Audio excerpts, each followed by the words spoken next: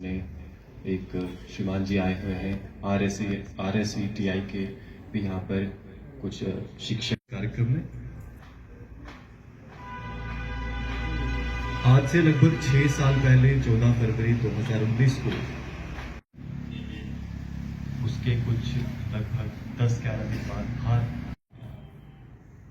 ये भारत की शक्ति थी जिसने दिखाया विश्व को कि ये ऐसी घटनाएं अब बार बार बर्दाश्त नहीं होगी। और उसके बाद से हालांकि पाकिस्तान सीज फायर यानी जो फायर है वो रुकी हुई है, जंग अभी भी जारी है। आप समझिए 1900 होंगे जब आप सीज फायर वायलेशन कहते हैं, दैट मीन्स की जंग लगी हुई है, कुछ समय के लिए आप रुके हुए हैं, दोनों सेनाएं रुकी हुई है, जंग समाप्त नहीं हुई है। इसका मतलब जम्मू कश्मीर में भारत जो है अभी भी पाकिस्तान के साथ जंग लड़ रहा है।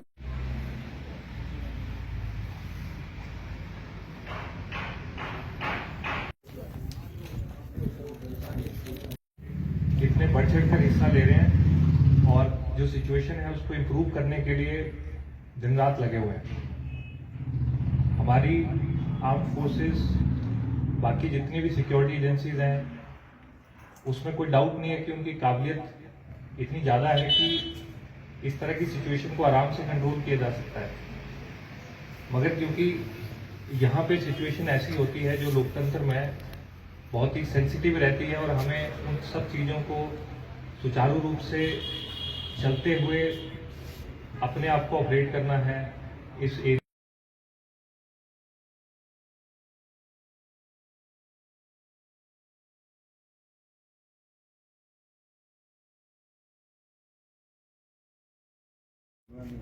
कोई आगे दूसरी बोलेगा ना, आप सबकी सलाह बोल दो। हाँ वो माइक आगे माइक में आप बोलो, पीछे हम ना लगे।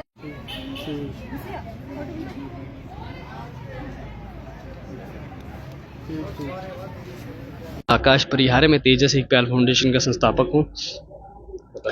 आज हमने जो हमारे पुलवामा मार्टियर के 6 साल हो चुके हैं, जिसमें हमने आज डोडा के डाक बंगलों में हमने ये कार्यक्रम रखा, जिसमें पुलवामा मार्टियर में 40 से ज़्यादा जवानों ने शहादत जो दी थी उनको याद करने का दिन है। और हम सब लोगों ने यहाँ पे उनको याद किया, उनको नमन किया।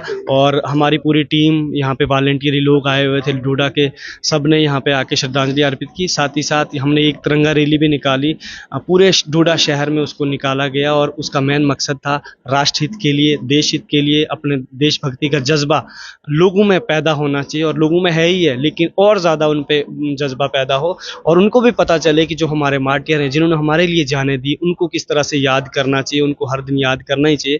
तो ये हमने ये इवेंट किया और इसमें हमारे युवा पीढ़ी इसमें ज़्यादा सम्मिलित रही। और युवाओं को मैसेज भी दिया हमने कि आप सब लोग देश हित के लिए हमेशा खड़े रहें, राष्ट्र हित के लिए जब हमें ज़रूरत हो, हमें सिक्योरिटी फोर्सेस का या देश हित के लिए कोई भी गलत जो एक्टिविटी जो चल रही है उनके खिलाफ भी खड़ा होना चाहिए। आकाश, लगातार पाकिस्तान अपनी नापाक हरकतें करता रहता है, बॉर्डर पे हो या फिर आपने भेजे हुए उन लोगों को भेजता है यहाँ पर, क्या मैसेज होगा आपकी तरफ?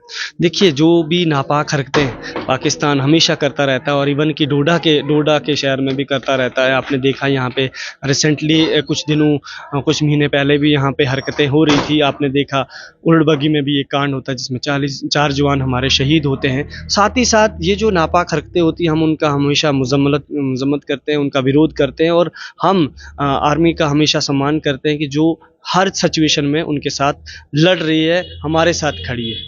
मेरा नाम स्नेहा शर्मा है। स्नेहा, बताएं थोड़ा।